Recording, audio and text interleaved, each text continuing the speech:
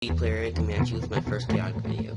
It's a real video for anyone who doesn't fully understand the rules of chaotic. So these are a bunch of my cards. Fire, Water, Wisdom. Again, outperformed Power 5 and Initiative Fire, so probably gonna go first.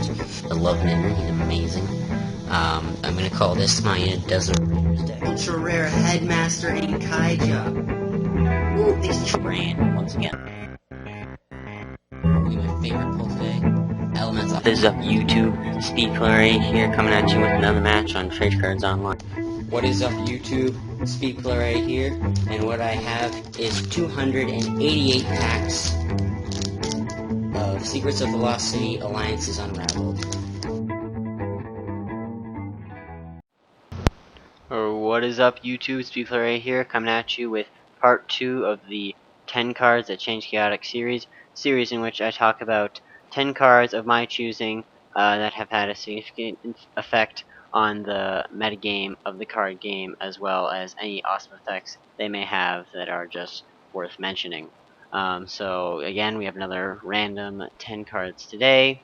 I hope you guys enjoyed. If you have any suggestions for the next one, leave a comment below, and here is your number 1 card. Alright, in the 1 spot we have Naren, Fluidmorpher's Foe. Again, one of the most meta cards in the game, because this is mostly meta cards that make it into this series. So, obviously, let's take a look at a few of the background details to examine. So, Naren's set is Rise of the Oligarch, which is the 5th set, because there's Dawn of Param, Zenith of the Hive, Silent Sands, Beyond the Doors, and then Rise of the Oligarch. So, Rise of the Eldgarch was the set in which Fluidmorphs came out, and the Marillion tribe had just debuted, and a lot of the more powerful Mujiks came in this set. Unheard Melody, Denial Refrain of the Deep, Cure Morph Chords, Decelerating Requiem, Might Singer's Requiem, all of those. And so, Naren was the overworld's answer to those things, because up until that point, Overworlders had lots of scan counters, but there wasn't a really fast way to gain them. This was before Mepeti and Balladeer's flutes didn't even exist when Naren came out, so this was just a way to shut down the new tribe that obviously everyone was using, because this is also the same set as Ani. So he, by himself, picked the Overworld up to the next level, or any tribe deck, because really, Naren, in the right situation, and he makes it right in a lot of situations, can take your deck to the next level by, he already starts with 3, and then using chime grids, flutes, what have you, getting yourself up into double-digit counters, which is not that hard to do. And then, of course, comboing him with Heptagon Hail in dagger decks, or just any deck, is one of the most OP things ever, because let's assume you get it even a minimal 2 times in an entire match. In a 6v6, that's 6 extra counters, plus any additional things you can gain from flutes and things like that. And so, with all those overworld Mujiks that cost 2, if you have double Refrain Denial, you can run them both off Naren, Harmonious High Song, Symphony of Shielding, and again, he's not loyal, so give him a tuning fork. You can have him play your Fighter's Fanfare, your Song of Deflection, which isn't used that much. But my point is, just his one strength of getting all those counters and being able to get as many as you could possibly want and more makes him so great. And then having an ability, let's just talk about first the 5 energy thing. If it's a tough match, you're probably gonna run out of your Mujik pretty fast. You're both gonna be adding to the burst, responding to things. You play a strong card, your opponent counters, da. So then when all your music is gone, even if you don't have any more return, he's just a massive funnel of heal. And like I said, getting him into double-digit counters isn't that hard. And so 10 counters, that's 50 gain. And it's not heal, it's gain. So it's the thing, you can do it before combat. Say you're facing his Zamul, you load him, you dump all Naren's counters onto one creature before combat, load up, done deal. And again, to go back to the fact that he counters Rise of the Oligarch, I don't think at the moment, except Cyrilene, that there's anyone else who can dispel Mujik with an ability. There probably is. I'll probably figure it out later. But yeah, that's why Naren is in our Leo spot. And here is your number 2 card. Okay, so in our number 2 spot we have arguably the most popular overworld music to use behind Refrain of Denial, Rhyme of the Reckless. And again, this is just a very base kind of card. It covers something that is extremely common in the game. So Najarin's common thing that he covers is counters, and this covers attacks, which you can't get around. And it's just bouncing back that damage. The only thing that doesn't do damage is Gantrax. So that's that one tiny 1%, and then the other 99% which this thing can hit.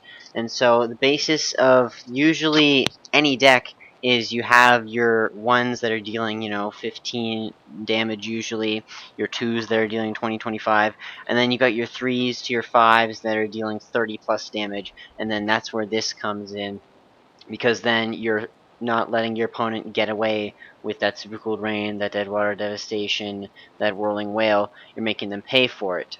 And with the Overworld, this gives them that additional burn that they otherwise don't have music-wise. Because while sure, you can heal your way out of almost anything, if you can't deal enough damage to take down your opponent, then you have a problem.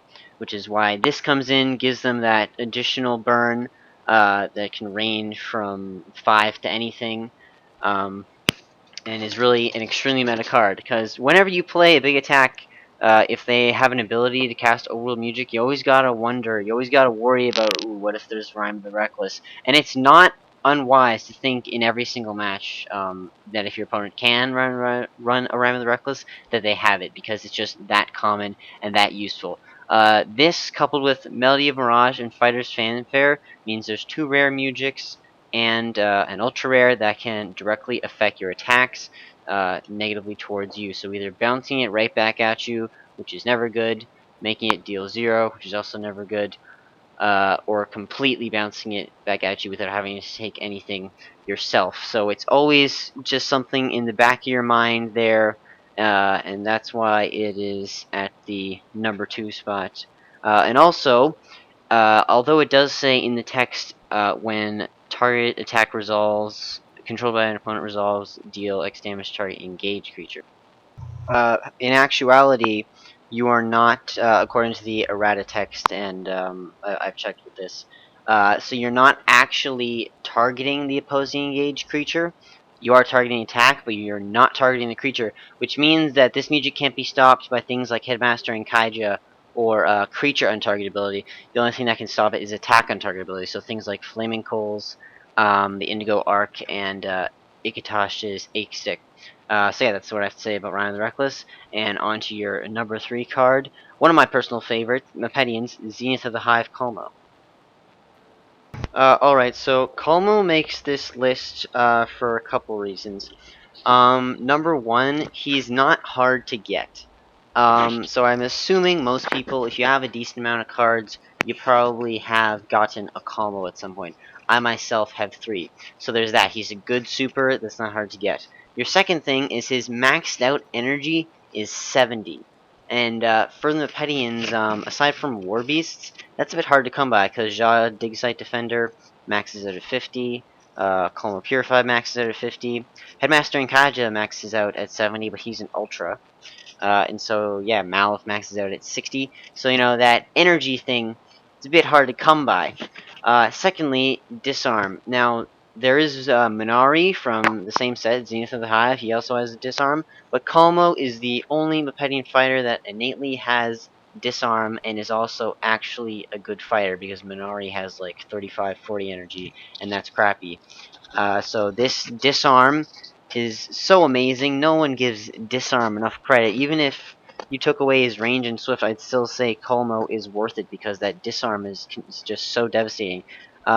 Just taking out that Zerium armor, that Drill Dozer, that Evergreen Tunic, that whatever, just puts you in such an advantage as a player. And then add on to that range and Swift without having to use a biomotorcycle, or a skeletal steed or whatever. You got, let's see, Coma Purified has range and Swift, and I'm not sure, not many of other Mepedians have it. You can always use Zelf or a biomotorcycle to give, but it's so much better to already have it. So, in summary, you got a high energy fighter with constant disarm, as well as range and Swift. the added bonus of dealing an additional 20 damage on his first attack on the off chance you're facing a Danian Noble. The one bad thing about him is his speed, but that's livable.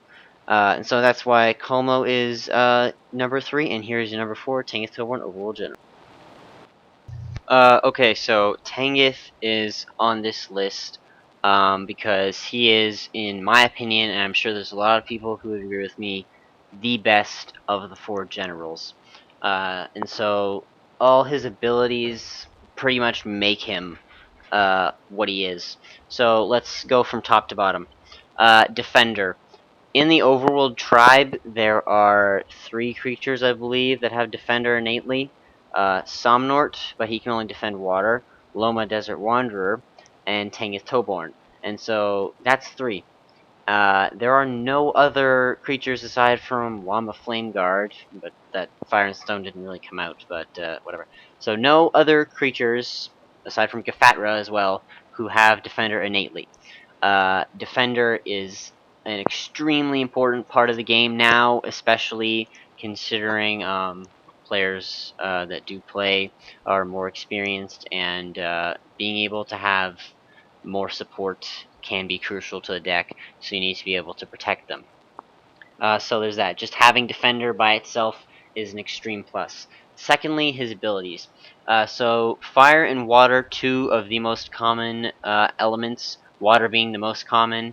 Air is the least used, and he doesn't have that, so it doesn't matter. So yeah, these are the 2 most common elements, and being a creature from Forest Unity means he has to be able to fit with all the tribes, so you're giving him the best chance of doing that. And then playing off the strengths of his teammates. So Underworlder's giving him fire, Lepetian's giving him disarm, Danian's giving him extra energy. So maxed out, if it's on your opponent's turn and you're fighting with Tangeth, you're going to be getting, if you have all the required tribes, Fire 5, disarming their battle gear, and say they have all elements, an additional 20 energy, which is pretty boss considering that if you were maxed out Tangeth, you'd have 85 energy, disarm, and Fire 5. And most of the time, all 3 of these don't even happen. The most important one is disarm, because just having one tribe or giving him the classic general standard means you say you're running a fire water wisdom, you have a decent energy fighter with required elements, the required stat, and disarming your opponent's battle gear. This also affects the game a lot during gameplay, because then your opponent won't attack, and then they'll try to make you attack, which can slow the game down and mess with their strategy a lot, because if their gear is crucial, then attacking Tangeth is probably not a good idea. He just brings so much to the table. You can put him with a Colby text. You can put him with Firewater mixed decks. You can put him with his tribe, give him the general standard to get that disarm or Fire 5 if need be. He also has power as his secondary stat, which also helps with the underworld, just to get maybe a 60 stat check or a 75 stat check, as you can see there. His wisdom is actually off the charts. This is only middle. It maxes out at 105, which is a bit insane and great even if you just want to run with solo overworld. 0 counters is not that big a deal because overworlders have lots of music counters. So bottom line, Tangeth is undeniably the best general. If you have him, he's such a boost to your decks. Just having a defender, you don't need a bronze slate. He gives you a chance to win every time. So that's that. Here is your next card, by Motorcycle. Alright, so I put the Bi-Motorcycle on this list because, in my opinion, it has had an extremely large effect on the game when you consider all the situations that it opened up, how it actually changed the strategy, how before it came out this kind of thing was not as relevant. So let's go first to Dawn of Param. Got your Skeletal Steed and Song of Surprisal, which is a Danian music, for range and swift. Not a fan of Skeletal Steed, because A, you have to equip it to that creature, which means you gotta have a fighter that can go without any in-combat boosts. The only boost they're gonna get is while they're actually moving, and then that's it. So it would have to be like a K-Or. At the time, it would have had to been K-Or, or Maxor, or Heptad, and that's kinda it. Move on to Zenith of the Hive, we got the Darkened Dunes. Great if you're out of Earth, but if you don't, you're out of luck. Next, we got Zelf, and Zelf has the most scan counters of any Mepedian, and didn't have the Mepeti Baldier's flute back in Silent Sands, so that means if you either had to use him for his ability once. Also didn't have the Rubsack Chime Grid, so counters were scarce back in the day. So you either had to dedicate him, I'd say, entirely to his ability plus one music, or to all the music, which isn't that great.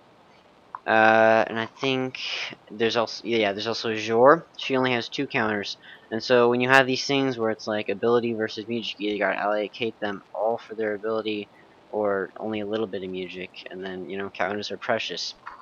So you got to make that decision.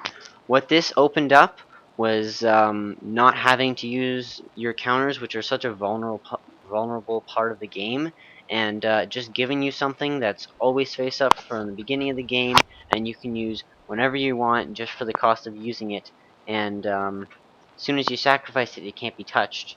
So that's great. And what that opens up is before Range and Swift became as important as it did, you would see people have their seconds, the middle row and the back creature undefended, just some three support creatures on the front, and then maybe one in the back, but without a bronze. Sorry, guys, without a bronze flight, and then just two undefended support creatures. What this did is it made it so that that really can't happen anymore, because this, say you have your toughest, say you got Max or Pop, one of the toughest creatures. You put him dead center in the front row, right off the bat, without any additional swifts. He can attack three creatures. You give him that Bimower cycle, that additional range and swift one. That means he can go from attacking 3 out of 6 to 5 out of 6 on the first turn, which really is a dramatic increase in your options, and made it so that if you really wanted to have a smart deck, you either had to have all fighters or a good defender, because Bimower cycle is almost always an option. It's such a good, consistent card to use.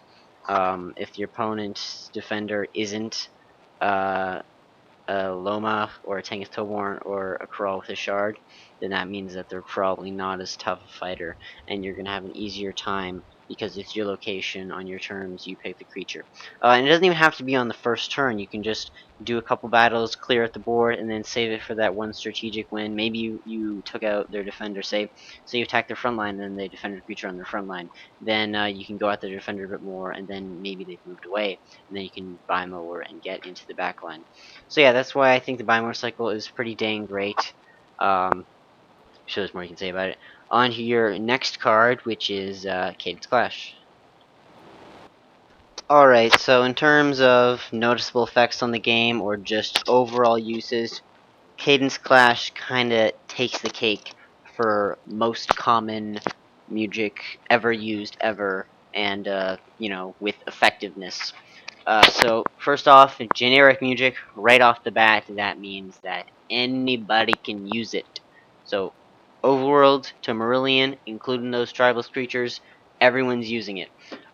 It's a rare, which means you don't need to have bought a lot of packs to get it. Fairly easy to get, unlike the overworld refrain of denial, which is very restrictive because A, overworld, B, super rare, C, costs you music counters. There's the underworld, which is also super rare, and it only affects, only dispels overworld and generic. There's the Marillion, which is common, but costs 3, and I'm not a huge fan of Fluidmorph decks because of Fluidmorph's foe. That's beside the point. The Danian Refrain Denial is easy enough to get, but only covers Overworld and Underworld, and the Mepetians don't even have one. And this just covers everything. And so for that one cost, which you can only get otherwise with um, the Underworld and Danian Refrain Denial, as well as Interlude of Interruption, this lets you negate anything you want. For that one cost generic music, which means Runic Grove can't stop it. Drenicus Threshold Portal to the Past can't stop it either. So what you're getting is just this easy to use thing. It's cheap. It can stop anything. And then your downside is they get it back. But again, if they don't have the counters, then you're basically denying it. So sure, lots of decks have flutes and chime grids, but say they played a really expensive music, cadencing it is effectively denying it, because unless it's fluid morphs or they have enough counters to cast it again, like say even a Refrain Denial or a 3-cost music like Song of Deflection, which isn't really used. But those kinds of things, higher costs, the deeper you get into a game, then you negate it and send it back. There's a decent chance that they won't be able to cast it again. Also, another strategy I've learned is, say I play a Melody Mirage, and my opponent plays an Overworld Refrain Denial on it.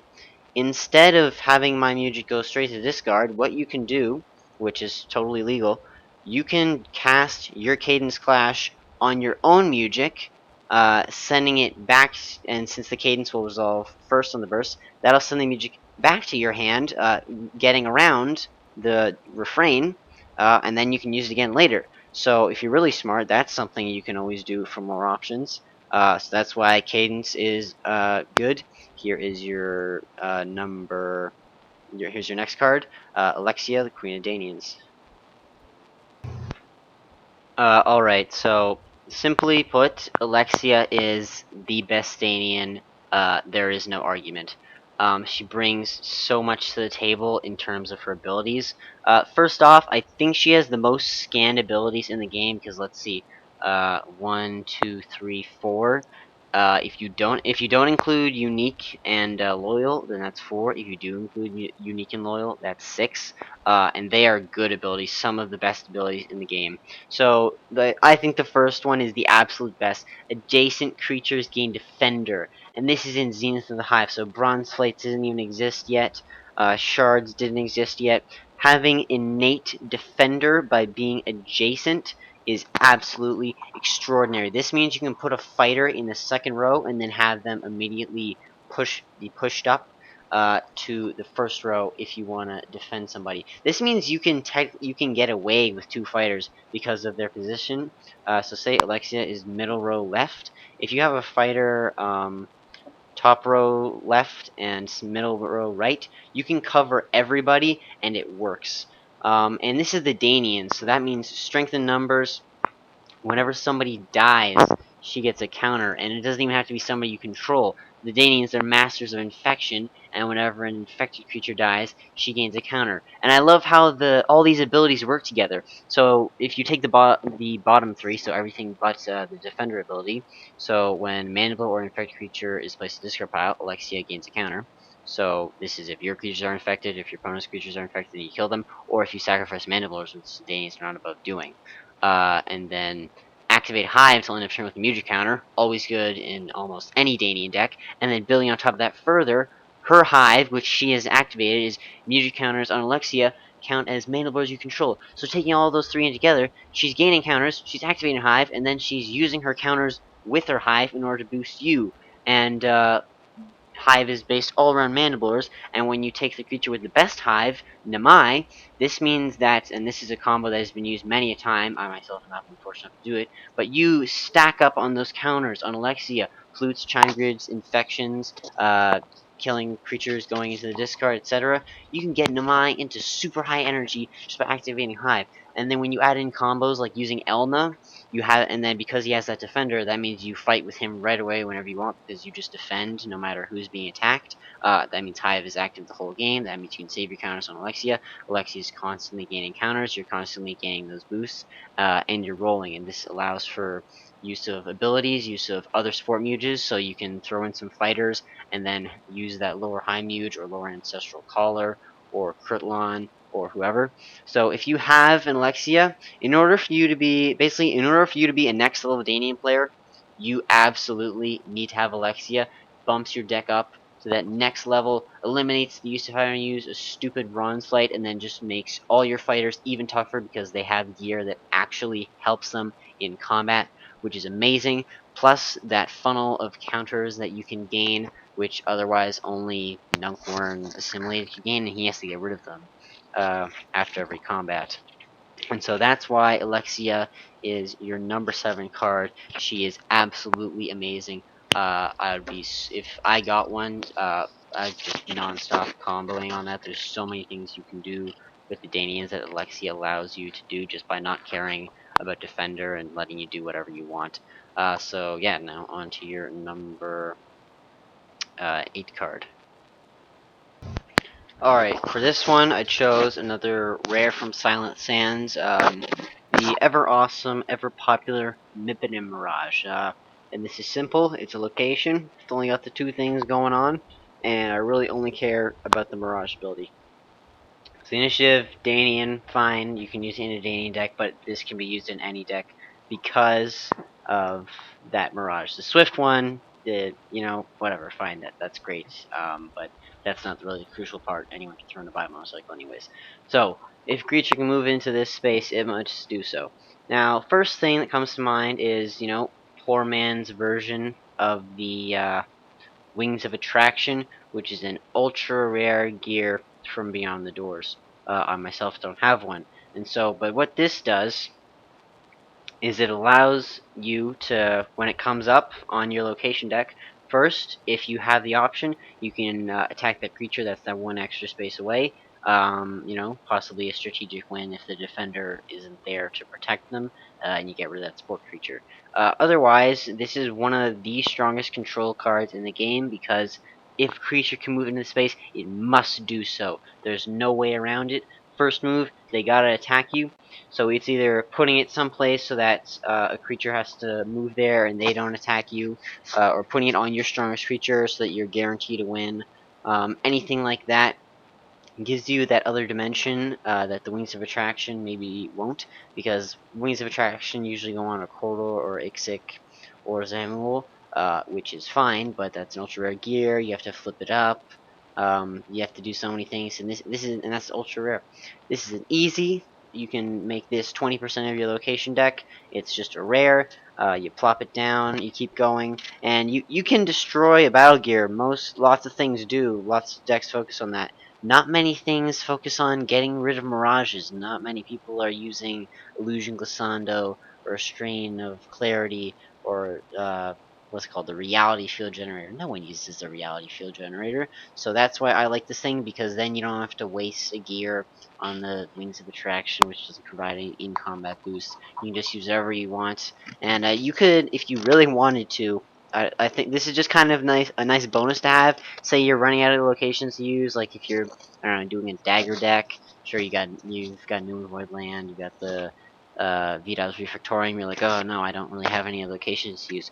This is basically good in any deck you could possibly imagine, in any combination in all of Chaotic. You can put this in there, and that's why this is number 8. And now onto your number 9 card. Alright, so this one might be a little bit debatable, but I have chosen Marksman's Preparation. Now, recently, or this year, or late last year, I think, because of the way that it used to be used on chaoticgame.com, it was ruled by the sort of ruling parties of online chaotic right now, that Marksman's Preparation's damage did not occur on the burst and was after the burst, and you could only stop it by negating the attack. Now I believe we've gone back to, you can melee Mirage or Rhyme of the Reckless that. Somebody correct me in the comments below. I'm not 100% on that because I've been out of the loop for a little bit. But I chose it because if you don't know, you need the two of them, and then you discard them both and get that 30 damage. And that reduces your attack deck from 20 to 19 basically, because you get to play 2 at once, and then you get the additional draw. And that's really it. Just having that one thing, that consistent damage can't be taken away. This doesn't rely on your elements. I'm sure air is there, but it doesn't really affect it at all. So New and Voidlands, ACM minus Grand Chamber, you can play that. Um, also, somebody correct me on whether or not Zerium Armor affects it anymore, because we've changed it like 2 or 3 times already. Yeah, so you take away your elements, it doesn't matter, stats don't matter, just that straight up damage, and it is just an uncommon card, so extremely easy to get if you play Chaotic. You probably already have it, so it's not an issue, and just, again, can be used in every single kind of deck, just that consistent 30 damage. I wouldn't mind throwing this in non-Gantrak Photos Dagger deck just for that consistency, because Dagger decks have trouble with that. Yeah, other than that, if you have a lot of heal, for sure, totally throw in Marksman's Preparation. Underworld decks don't normally use it, but I could see them using it. But yeah, you got a bit of extra energy. You can wait around for that second Marksman start to come in your hand, and then lay down the 30 unconditional damage. It's pretty nice. Also, if you're facing a Flugmorph deck, that opposing engaged creatures cannot gain immediate counters is pretty sweet as well. But I like it for the fact that consistent damage, not a hard attack to get. Um, Debatable whether or not the damage can be stopped or not, but again, I will be corrected below. So if you're watching this video, scroll down, and I'm sure Afjack will have commented on the correct rules.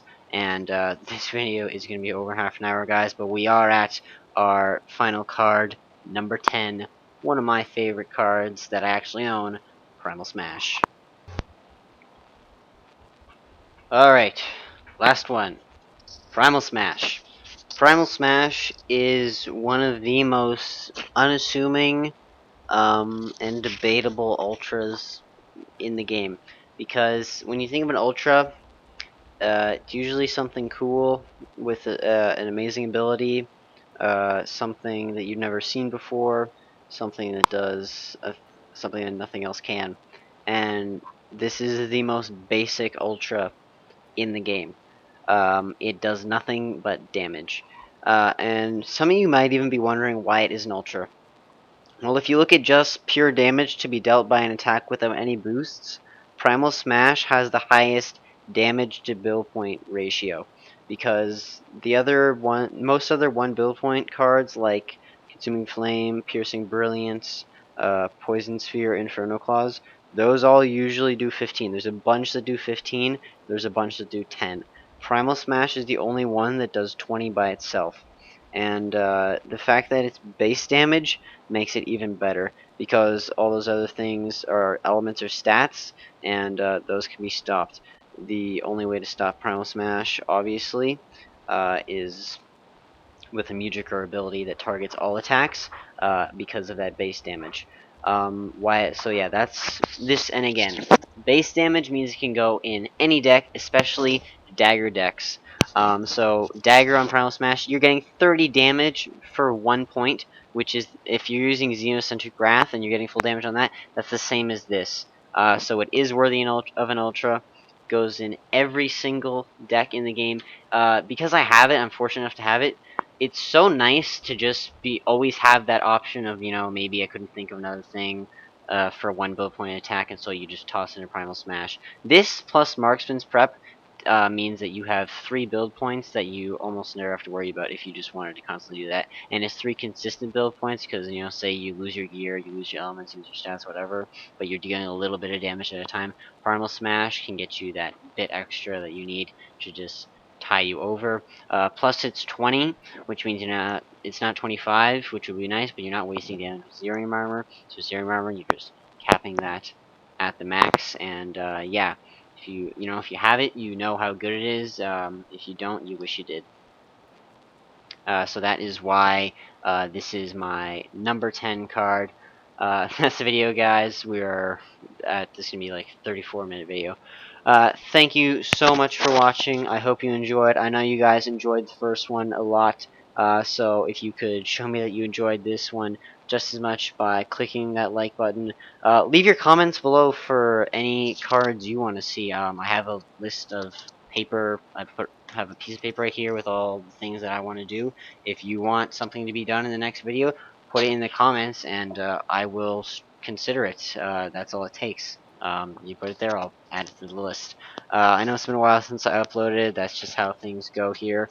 If you haven't subscribed to me already, please click that subscribe button to be notified when I do upload. There's no regular upload schedule. I just upload whenever I can. Check out some of my other videos. You can check out the previous match I did. Next video is going to be another TCO match video. I'm Speedflare. Thank you once again for watching. I'll see you in the next one. Peace out, guys. Have an awesome day. See ya.